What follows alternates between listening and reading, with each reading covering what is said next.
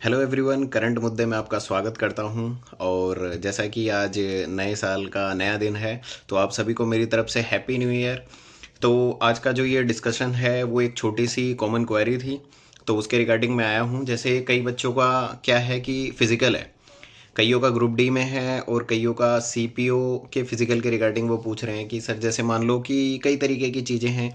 कईयों को मतलब प्रॉब्लम आ रही है कि वो पढ़ाई को और फिज़िकल एक्सरसाइज को कैसे एक साथ लेकर चलें। या फिर मान लो कई लोग मेंटरशिप को फॉलो कर रहे हैं, चाहे हमारा ग्रुप हो चाहे कोई सा भी ग्रुप हो, तो वहाँ पर वो टारगेट को पूरा नहीं कर पा रहे हैं, तो कहीं ना कहीं उन्हें प्रॉब्लम आ रही है। तो इस चीज़ के बारे में मैं बताना चाह रहा हूँ कि किस तरीके से आप मैनेज कर सकते हो दोनों चीज़ों को एक साथ। देखो, सबसे पहली बात अगर मैं ये कहूँ कि आपको अभी पेपर मतलब जो फिज़िकल है, जैसे जिनका ग्रुप डी का है, तो उनमें लगभग 10-12 दिन का टाइम है अभी। तो 10-12 दिन के टाइम में आप देखो, ऐसा नहीं है कि आप सुबह भी भाग रहे हो शाम को भी भाग रहे हो, तो आपका क्या होगा कि जो क्या कहते हैं आप जल्दी भागने लगोगे या फिजिकल मतलब बहुत जल्दी इंप्रूव कर जाओगे, ऐसा कुछ नहीं है।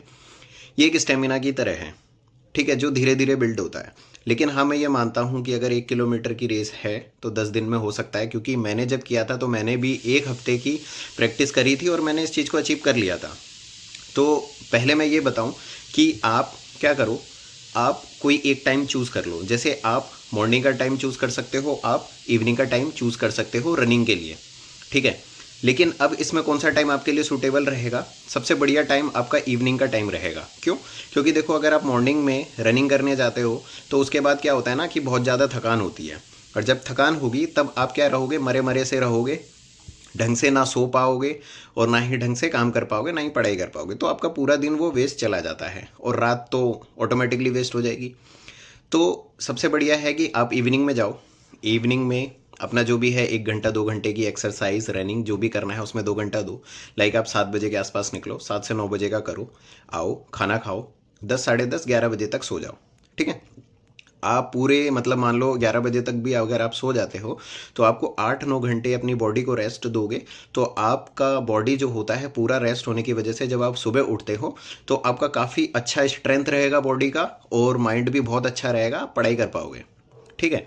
तो आप रात को मतलब इवनिंग में एक्सरसाइज करो और मॉर्निंग में सुबह जल्दी उठो। लाइक मान लो 6 या 7 बजे, 7 बजे उठो, 7 से 10 11 बजे तक की एक 3-4 घंटे की पढ़ाई करो, 2-3 घंटे का रेस्ट लो, फिर 3-4 घंटे की पढ़ाई करो। इससे आप 8 घंटे की पढ़ाई आराम से कर सकते हो। फिर उसके बाद दोबारा से इवनिंग में जाओ, एक्सरसाइज करो।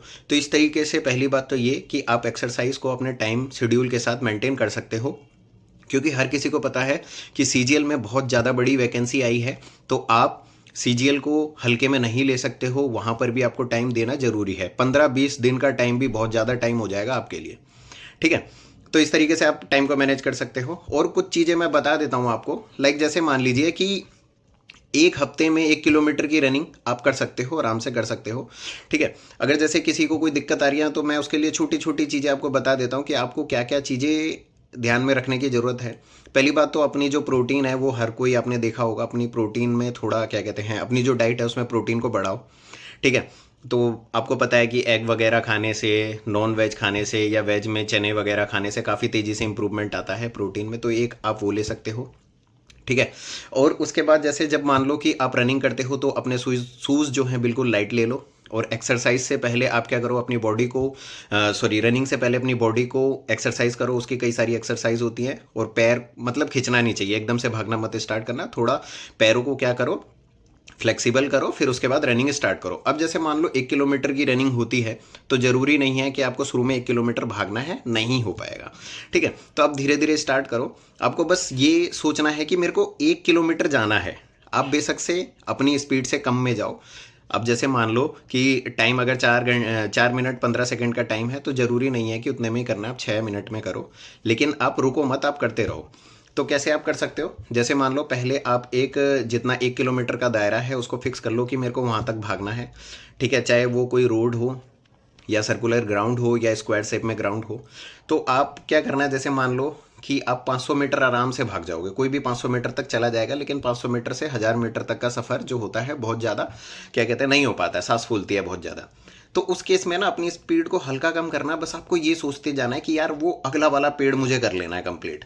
जैसे ही आप उस अगले वाले पेड़ पे पहुंचो तो बस इतना सोचना है कि वो जस्ट अगला वाला मैं कर लेता हूँ।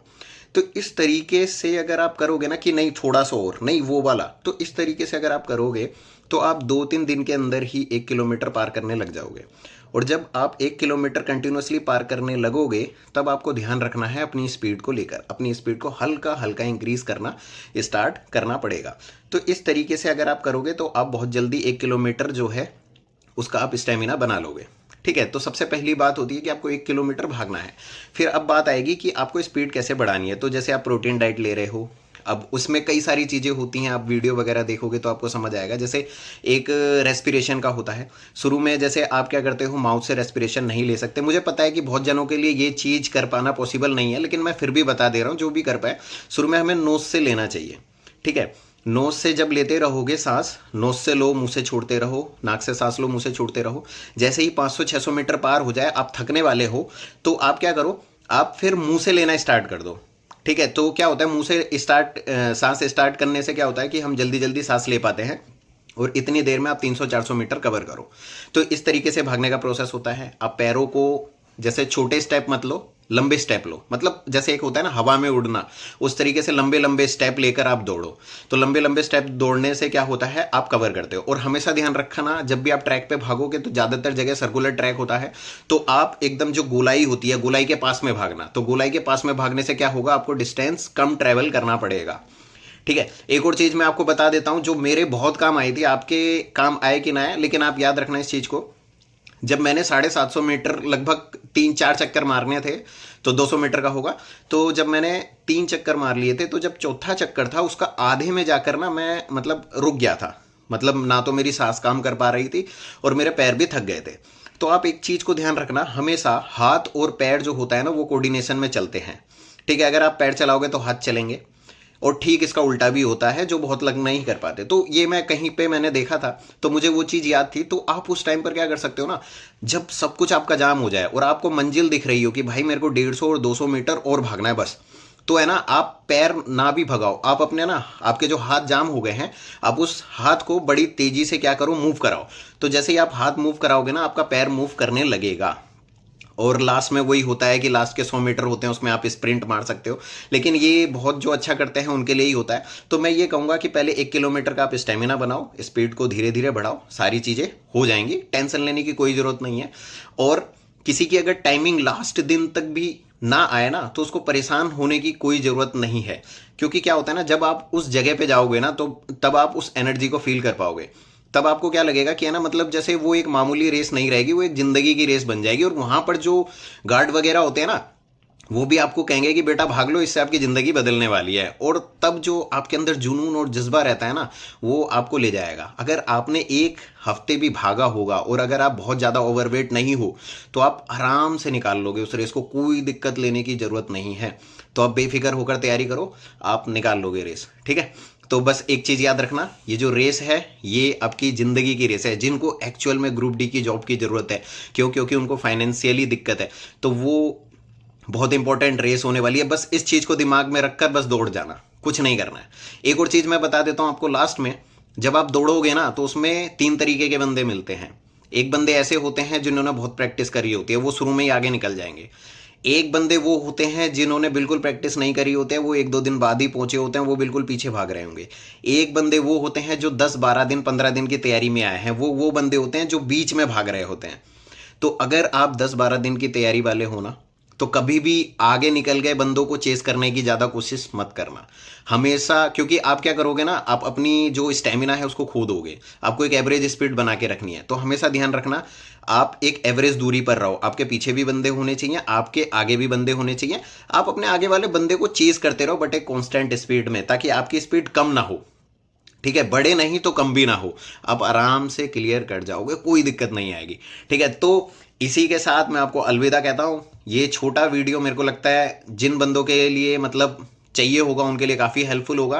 तो ऐसे ही और सारी वीडियोस के लिए हमारा चैनल सब्सक्राइब कर दिया करो। अब जैसे ही आपको पता है कि हम बहुत सारी चीज़ें प्रोवाइड कर रहे हैं, तो करंट मुद्दे एक ऐसा चैनल है जहाँ पर हम सारी चीज़ें प्रोवाइड कर रहे हैं, आपको कहीं दूसरी जगह जाने की ज़रूरत है ही नहीं। तो लाइक करो, सब्सक्राइब करो।